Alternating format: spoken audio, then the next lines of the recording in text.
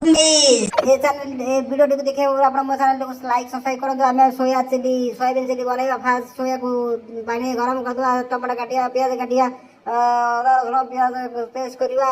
हाँ तापर कौन करवा रसुण अदा पेस्ट करवा पियाज काटिया तापर तेल भाजवा सोयाबीन को। हाँ सोयाबीन को भाजी सारा भल खरड़ा होगा आम टमाटर फमाटर सब काटा जहाँ सब दरकार सब काटा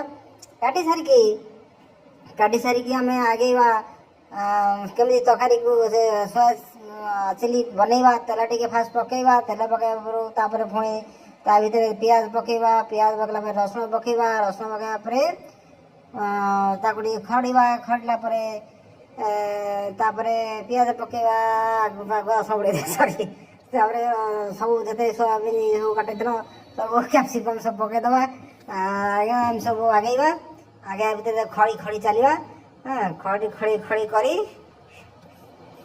खड़ी खड़ी खड़ी खड़ी तापर आपणकर हो गला सोयाबीन चिली। धन्यवाद थैंक यू।